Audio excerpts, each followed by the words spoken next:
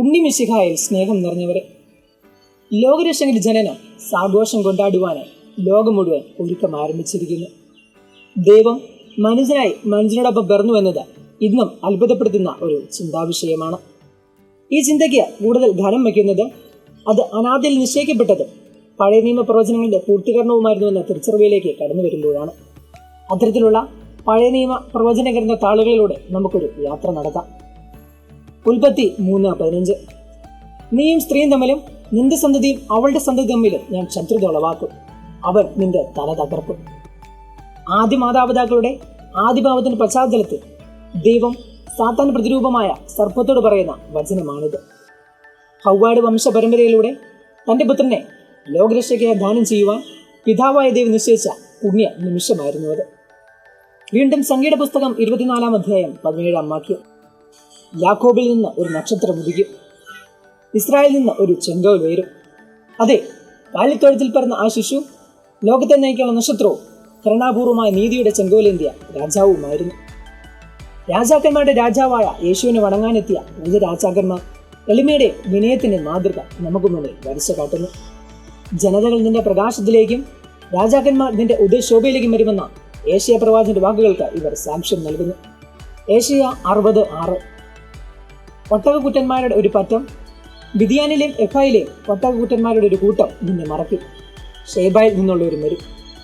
അവർ സ്വർണവും ചുമന്ന തിരിവുകളും കൊണ്ടുവരികയും കർത്താവിന്റെ കീർത്തനം ആലപിക്കുകയും ചെയ്യും. ഏഷ്യ 60:9. ദൈവമായ കർത്താവിന്റെ നാമത്തിനും ഇസ്രായേലിന്റെ പരിശുദ്ധിനും വേണ്ടി വിദൂരത്തിൽ നിന്ന് നിന്റെ പുത്രന്മാരെ അവരുടെ സ്വർണവും വെള്ളിയും സഹിതം കൊണ്ടുവരുന്നതിന് താർശീശിലെ കപ്പലുകൾ മുൻപന്തിയിലുണ്ട്. ഏഷ്യ പ്രവാചകന്റെ പുസ്തകം 11-1 വാക്യം. ജെസ്സയുടെ കുറ്റിയിൽ നിന്ന് ഒരു മുള കിളർത്തു വരും, അവന്റെ വേരിൽ നിന്ന് ഒരു ശാഖ പൊട്ടിക്കിളർത്തും. അടിമത്വവും ദാരിദ്ര്യവും രോഗവും വരുത്തിയ സങ്കടത്തിൽ നിന്ന് രക്ഷിക്കുവാൻ ഒരുവൻ വരുമെന്ന ചിന്തകൾക്ക് ആക്കം കൂട്ടിയത് പഴയ നിയമ പ്രവചനങ്ങൾ ഒന്ന് മാത്രമാണ്. ചവിട്ടിമതിക്കപ്പെട്ടവർ ഒരു ആശ്വാസദായകനെ പ്രതീക്ഷിച്ചിരുന്നു, വിശന്നവർ ഒരു അന്നദാതാവിനായി അലഞ്ഞിരുന്നു, തണുപ്പേറ്റ് മരവിച്ചവർ ഒരു പുതപ്പ് അന്വേഷിച്ചിരുന്നു.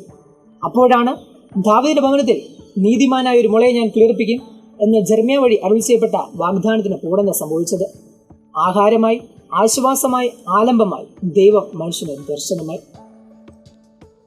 ദാവീദിന്റെ ഭവനത്തിൽ നിന്ന് നീതിമാനായ ഒരു രാജാവ് ഉദയം ചെയ്യുമെന്ന് ജെറമ്യാ പ്രവചിക്കുന്നുണ്ട്.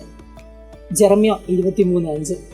ഇതാ, ഞാൻ ദാവീദിന്റെ വംശത്തിൽ നീതിയുടെ ശാഖ മുളപ്പിക്കുന്ന ദിവസം വരുന്നു, കർത്താവ് അരുളി ചെയ്യുന്നു.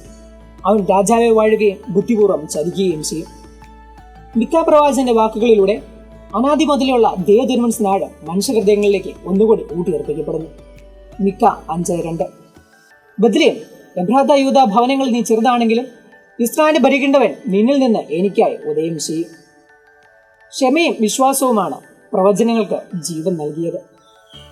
ആഴമായ വിശ്വാസം കാലത്തിന്റെ ദൈർഘ്യത്തെ ക്ഷമയുടെ പിന്നിടുവാൻ ഏറെ സഹായിച്ചു.